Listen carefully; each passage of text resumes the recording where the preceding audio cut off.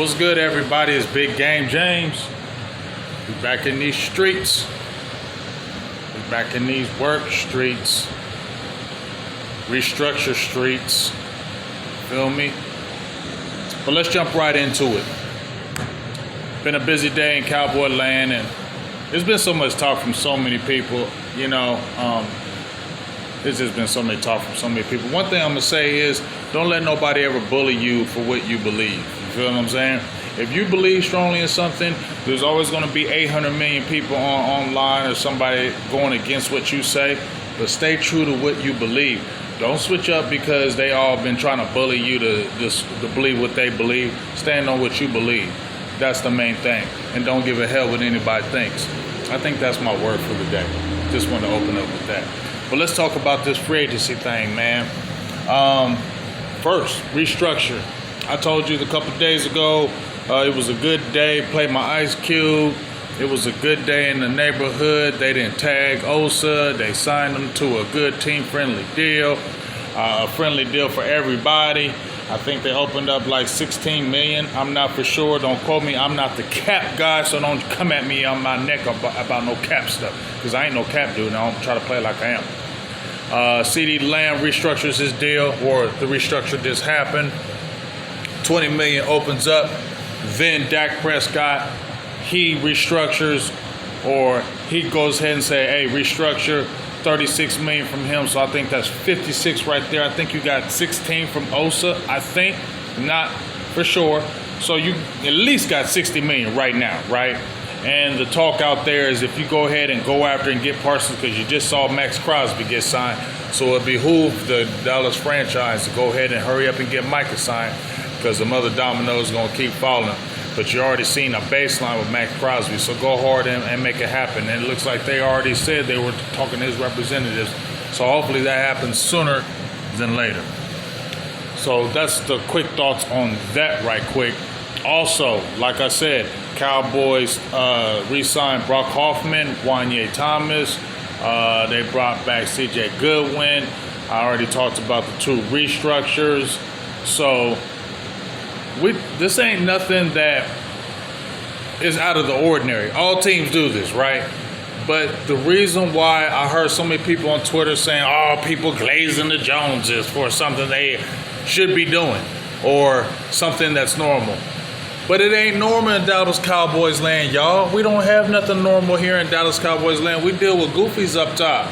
So anytime we see anything that's doing something early instead of doing something late, Cowboys fans gonna celebrate, because we don't see that out here in Cowboys land. We see that in all the other lands. We don't see it in Cowboys land, jumping up and doing stuff early. So why can't you get a little excited because you don't see the Cowboys doing this? And I feel like it's still the shoddy effect because they want to help out their coach. And I'm going to talk about that right quick. And just some free agency, and then I'm going to be out of here. So first of all, when Mike McCarthy came on board, he was a vested veteran coach. Already had a Super Bowl appearance, Super Bowl victory, a lot of playoff victories, a lot of won games. So he had a lot of skins on the wall. So when we talk about when he came on as a coach, the Cowboys did go out and do some things that we hadn't really seen, even though they weren't huge signings. They were huge signings for Dallas, because Dallas wasn't going out there and getting some guys that, not just the names, but they have been productive in the NFL. So when Mike McCarthy came on board in 2020, Cowboys re-signed Amari Cooper, right? They signed Dak, although they should have did the contract. They hit him with the tag. Re-signed Blake Jarwin. They went out in free agency and got Dontari Poe, a big boy that we had not had in forever. Gerald McCoy, who I think he still would have been a good player in Dallas if he wouldn't have had that crazy injury. I think he had at least a good year or two where he would have been productive. And you got Clinton Dix. So you got some name guys that have been very productive in the NFL, right? Very productive, and even the year before their production wasn't terrible. So you had a feeling that, okay, Cowboys went out and did a little something, right? And that was for the first year coach of Mike McCarthy. So You got the Cowboys opening up this money, 60,000, 60 million available, maybe more with the Osa, could be even more with Micah if they get that done. I'm sorry, but I'm not just going to say they're going to just sign a Micah Parsons or they're going to jump up ahead of a Tyler Smith and go ahead and do all that. They got something. And then we heard in the media Jerry coming out and said, I ain't worried about free agency like that. I'm not necessarily going to use free agency to fill the holes. I mean, you know what? I'm not listening to an 82-year-old GM. Sorry, I don't listen to Jerry no more. I do listen to Steven, even though he gets on my nerves. Steven keeps it more real. He'll tell it what it blatantly really is. You know, he ain't going to sugarcoat it, and that's what I appreciate about him. You know, he may get on my nerves, but at least he's straightforward with, nah, we ain't going to do that, or I don't think we're going to do this, and nah, we're gonna stay this course. So I'll at least give him his props for that. Bruh, you just got a rookie head coach, Brian Schottenheimer, who ain't never coached a head coaching day in his life. You went out and did something in free agency with Mike McCarthy and didn't have a crazy amount of money. Now you open up all this money, you restructured all this stuff early, signed Osa, restructured this stuff early, and made me think you ain't going to be some kind of a player in free agency. I don't believe that. You helped McCarthy 4 years ago. Why wouldn't you help a rookie head coach? I believe they are going to be players. To what kind of players they will be, I don't know. We just heard DK Metcalf requested a trade. Law Nation been on that. Shout out to you, Law. He been on the DK Metcalf from what I've seen, right? And I didn't even bother listening to that because I just feel like Dallas don't do that type of stuff. That's richness, you feel me? And then Seattle comes out and said they want a first and a third because first I just heard it was a third. Then I'm like, okay, well, if you're just talking thirds, then that's reasonable. And you know what? You got money to sign him to a long-term deal, and he's 26 years old, and he'd be a straight dog with CD Lamb, and that would be a awesome combination in Dallas if you had that.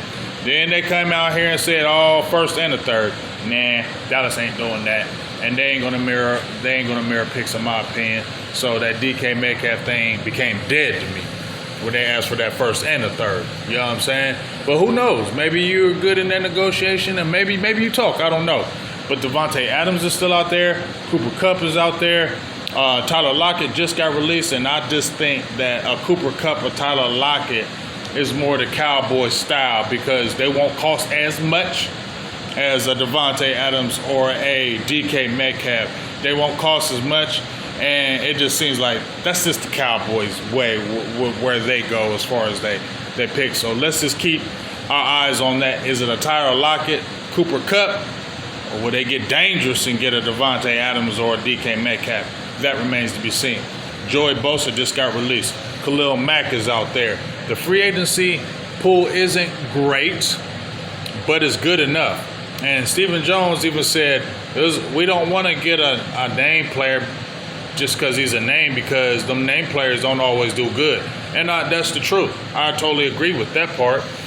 Don't get a name player just because he's a big name, because that don't mean he's going to be productive with you. You get somebody who's really going to help this team. Now, there's some guys, big name or not, that are still very productive, like the Devontae Adams. People say he washed. No, he's not. He's not washed. Look at his numbers. Watch the tape. No, he's not. So that's somebody I say that can really help the team right now, right? And I don't think it'd be too crazy as far as the money. Point is, the Cowboys are going to do something in free agency, okay? They're not going to leave a Schottenheimer hung out to dry when you did all this stuff for the first year for McCarthy.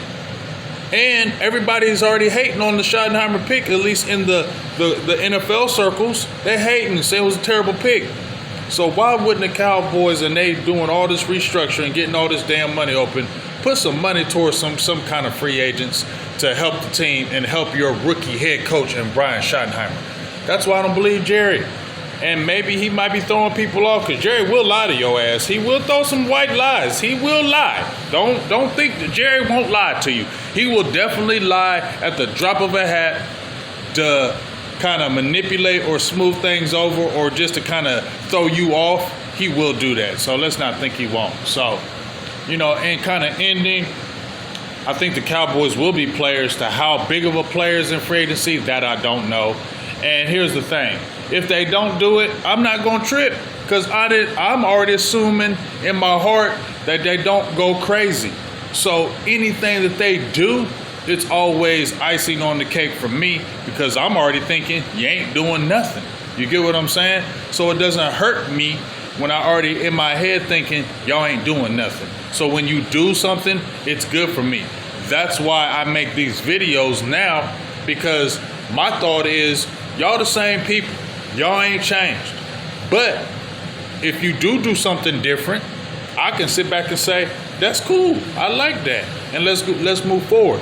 But for me to say you're already going to do it, I done fell for that banana in the tailpipe trick too many times, because I was a super fan. Now, I just sit there and watch and just be happy about what you do and comment from that point. But to end it in this, I don't feel like the Cowboys are opening up all this money to not do something. Either whether you signing Parsons, you doing something in free agency, I just don't feel that they're going to leave Brian Schottenheimer, their rookie head coach, out there like that when they did get active in free agency with their first-year coach and Mike McCarthy, who has skins. That just don't make sense to me, and I don't believe it.